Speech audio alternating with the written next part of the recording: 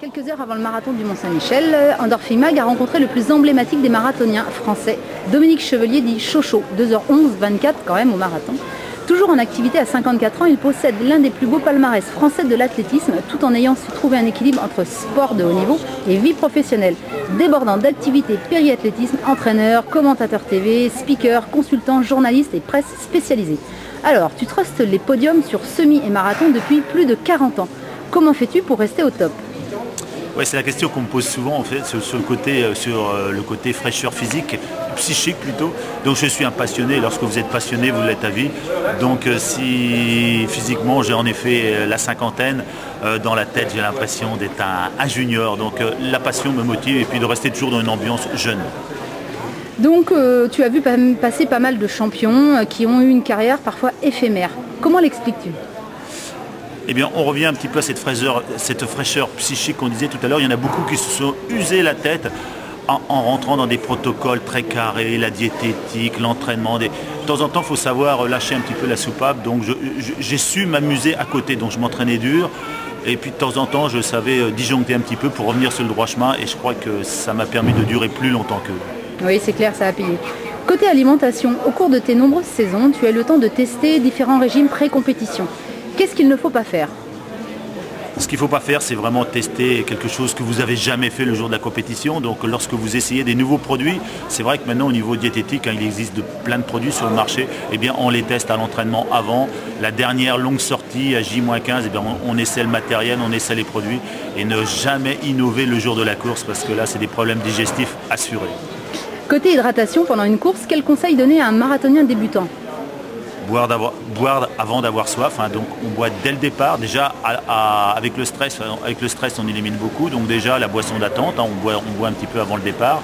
Et dès les premiers ravitaillements, on boit un petit peu. S'il ne fait pas très chaud, on prend juste une gorgée, mais le 5, le 10 et le 15e kilomètre sont peut-être plus importants que les derniers kilomètres parce qu'avoir soif, c'est le début de la fin.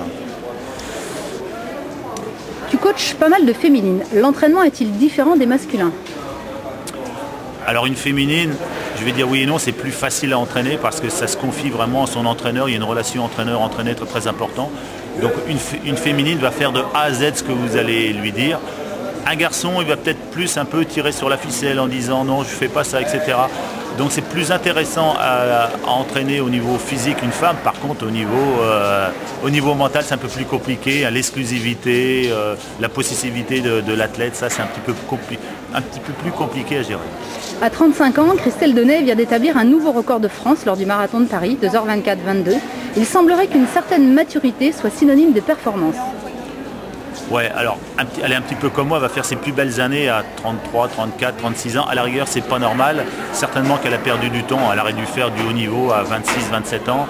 Voilà, mais enfin en France, on est un petit peu comme ça. Elle a le même genre de carrière que moi, c'est-à-dire très autodidacte. Elle s'est débrouillée un petit peu toute seule. Elle était dans mon club d'ailleurs autrefois, Endurance 72.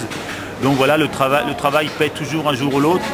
Mais c'est un petit peu dommage que ça soit un petit peu si tardivement. Mais ce qu'elle fait, c'est vraiment beau, mais elle s'investit vraiment à 110%, il n'y a pas de problème. Tu suis attentivement le parcours d'une autre athlète de talent, Laurence Klein. Peux-tu nous détailler sa semaine qui précède un marathon ? Alors Laurence Klein a tout fait, elle a fait du 100 km, elle a fait du marathon et maintenant elle se lance un petit peu plus sur le trail. De toute façon c'est à mon image, hein, c'est-à-dire que la dernière semaine on divise l'entraînement, enfin l'avant-dernière semaine on la divise par 2, la dernière semaine on la divise par 3 et c'est vraiment footing, repos, footing, repos. Le footing c'est juste histoire de dire j'ai couru, j'ai pris une douche. Donc c'est vraiment assimiler le plus de fraîcheur physique et les jeux sont faits à J-7. Trouve-t-on de bons programmes d'entraînement sur le web ? Un site en particulier ? Alors il y a un site qui est très bien, c'est Conseil en entraînement, je crois, qui est basé à Nantes. Et puis après, en effet, on peut pêcher des informations à droite à gauche. Donc tous les sites sont bons, hein. S'il y a une rubrique entraînement, en général, c'est bien fait. Donc c'est vrai qu'il y a de plus en plus de matière maintenant pour pouvoir s'entraîner tout seul. Mais l'idéal, c'est quand même de s'entraîner avec une association, un groupe de coureurs. C'est quand même plus sympa de faire sa fameuse séance de VMA avec des potes. Depuis quelques années, on assiste à une explosion des sports outdoor. Le trail occupe une place de plus en plus grande. Le développement de la presse spécialisée en témoigne. N'y a-t-il pas une surenchère des épreuves toujours plus difficiles ? Ces ultras reflètent-ils la demande actuelle et future, à ton avis ? Alors la demande actuelle, oui, parce qu'il y a une demande comme ça. Vous voyez, on vit dans une société où on emmène nos enfants 300 mètres en voiture pour les emmener à l'école. Et puis d'un autre côté, on veut des trucs extrêmes. On est assis dans son fauteuil et puis d'un autre côté, on veut faire la diagonale des fous, on veut faire l'UTMB. Des choses un peu difficiles où vous passez 2 nuits, une journée à courir. Je pense que c'est un petit peu trop extrême. Est-ce que les gens vont en revenir de ça ? Il faut faire attention, il y a eu déjà des accidents, donc attention, si vous êtes un sportif depuis tout jeune, d'accord, mais si vous mettez à faire du sport environ à 40 balais et faire des choses extrêmes, là, déjà le marathon, c'est déjà beau, c'est déjà dur, donc attention. Alors justement, quel conseil donnerais-tu aux lecteurs d'Endorphine Mag qui souhaiteraient passer du semi ou marathon au trail à distance équivalente ? Alors là, il ne pose pas de problème. Vous faites de la course sur route, vous avez un temps de référence sur un semi-marathon, un marathon, voilà, vous êtes bien entraîné, donc vous avez fait de la qualité pour préparer ce marathon. Et justement, c'est l'idéal 1 mois plus tard ou 2 mois plus tard, avec cet entraînement-là, de vous faire plaisir avec un trail. Et là, vous allez vraiment vous faire plaisir. Mais si vous faites que du trail, vous pouvez risquer de vous blesser, puis vous allez devenir un véritable diesel, vous n'allez pas avoir de qualité pédestre, et puis la progression sera vraiment limitée. Donc, savoir alterner, faire de la course sur route, du trail, de la piste, etc. Alterner les allures. Dans quelques heures, tu commenteras l'arrivée du 13e marathon du Mont-Saint-Michel. Je t'ai entendu dire que seulement 10% des athlètes étaient licenciés en club. La pratique associative est-elle adaptée à la demande ? Est-il nécessaire d'augmenter ce taux ? Et si oui, comment ?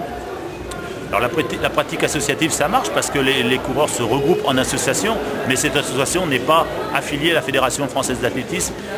Et là, ouais, je sais que la fédération a loupé le coche il y a quelques années. Ils essaient par tous les moyens de fédérer tous ces gens-là. C'est difficile. À chaque fois, il faut un incontournable. Donc, il faut le coach, l'intermédiaire qui fait qu'il entraîne, il dit aux gens de se licencier, et puis tout le monde a le même maillot et c'est parti. Mais il faut trouver des gens, des incontournables à droite à gauche comme ça. Les labels éco fleurissent sur les courses. L'attention est portée sur la gestion des déchets, récupération des sachets de gel énergétique, recyclage des gobelets. Le développement durable est-il un effet de mode ou une évolution indispensable pour les épreuves de masse ? C'est indispensable et si c'est une mode, eh bien, tant mieux que ce soit une mode parce qu'en effet, même moi, je culpabilise de jeter mon gel. En ville, ça ne me dérange pas de jeter en ville parce que je sais que derrière, il y a une voirie, etc. En campagne, je ne le ferai pas. Je l'ai peut-être fait autrefois, je ne le ferai plus maintenant. Donc, que cette mode dure toujours, mais pensons à nos enfants et à nos futurs petits coureurs. Tes multiples activités t'amènent à sillonner la planète. Comment trouves-tu le temps de t'entraîner ? Combien de sorties fais-tu par semaine ? Alors si autrefois je m'entraînais 2 fois par jour, tous les jours, aujourd'hui mon activité a pris le pas en effet sur l'entraînement. Allez, je m'entraîne quand même 5 à 6 fois par semaine, ce qui est beaucoup pour quelqu'un de 50 ans, mais j'ai tout divisé par 2. Et voilà, je jongle, si je pars à un déplacement, je vais m'entraîner le matin de bonne heure ou le soir tard. Et j'essaie de jongler comme ça, mais avec toujours 1 ou 2 journées de repos pour assimiler tout ce que je fais. Et enfin pour terminer, quelle est ton actu ? Comment se profile ton second semestre ? Alors là, je suis un petit peu blessé. Vous voyez, on parlait de blessure, j'ai une petite sciatique. Donc au niveau sportif, je suis un petit peu frustré. Autrement, c'est donc, comme on disait au départ, du coaching, du parrainage de course. Alors les prochaines parrainages pour Adidas, entre autres. Je suis sur toutes les courses Adidas. Alors il y a le trail des Burons en Aveyron. Il y a un 15 km à Bandol, la Bandol classique, mitigée course-côte, route et montagne. Enfin, tous les week-ends sont pris. Je parraine le premier marathon de Forges-les-Eaux, au nord de Paris.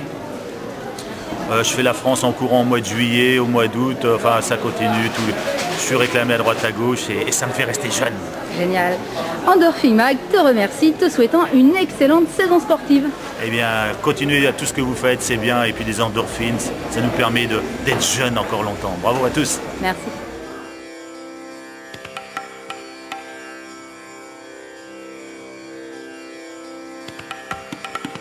Mm-hmm.